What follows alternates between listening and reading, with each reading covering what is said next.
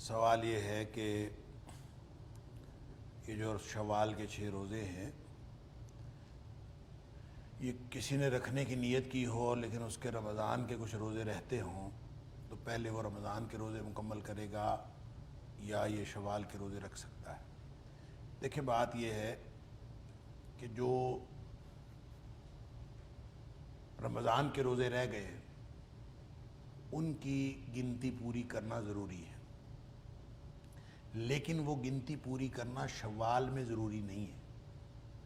وہ اگلے 11 مہینوں میں آپ کسی بھی وقت گنتی پوری کر سکتے ہیں، لیکن یہ جو روزے ہیں شوال کے یہ تو شوال میں ہی رکھنے ہیں۔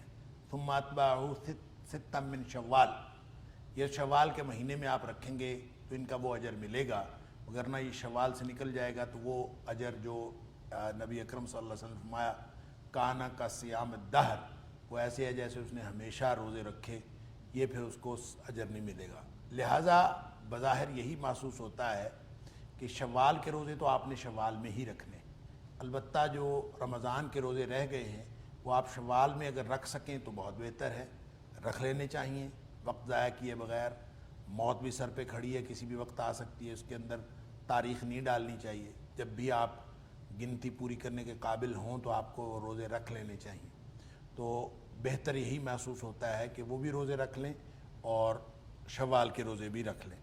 لیکن اگر کوئی ایسی صورت ہو کہ وہ سارے روزے نہیں رکھے جا سکتے تو ان روزوں کو مؤخر کیا جا سکتا ہے شوال کے علاوہ کسی اور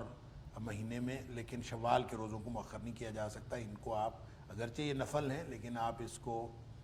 شوال میں رکھیں گے، اور باقی روزے جو ہیں وہ دیگر کسی مہینے میں رکھے جا سکتے ہیں، اس میں اللہ کریم نے وسعت دی۔ اگرچہ یہ وسعت اس میں بھی موجود ہے، ایک اور مسئلہ ہے تداخل کا، کہ ایک عمل میں 2 نیتیں شامل ہو سکتی ہیں، کہ آپ روزہ رکھ رہے ہیں اور اس روزے کے اندر آپ 2 نیتیں کر لیں، اس کو تداخل کہتے ہیں۔ تو یہ ہو سکتا ہے، لیکن یہ فرض اور نفل کا تداخل نہیں ہو سکتا، یعنی ایسے نہیں ہو سکتا کہ آپ فرض اور نفل 2 کو، اگر یہ تو ہو سکتا ہے کہ نفل آپ نے سوموار جمعرات کا آپ روزہ رکھتے ہیں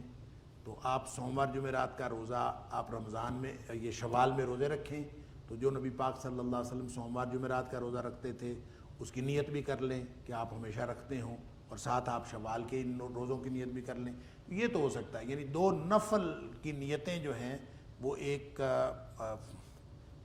ایک عمل میں شامل ہو سکتی ہیں، لیکن ایک فرض اور ایک نفل ان دونوں کی نیتیں ایک میں شامل نہیں ہو سکتی۔ واللہ اعلم بالصواب، لہٰذا بہتر یہی ہے کہ دونوں ہی روزے شوال میں مکمل کر لیے جائیں، لیکن اگر کوئی دونوں روزوں کا مکمل کرنا ممکن نہ ہو تو پھر یہ چونکہ وقت کے ساتھ تخصیص ہے، اس کو رمضان شوال میں رکھ لیا جائے، اور باقی روزے جو ہیں وہ بعد میں کسی بھی وقت پورے کیے جا سکتے ہیں۔ واللہ اعلم بالصواب۔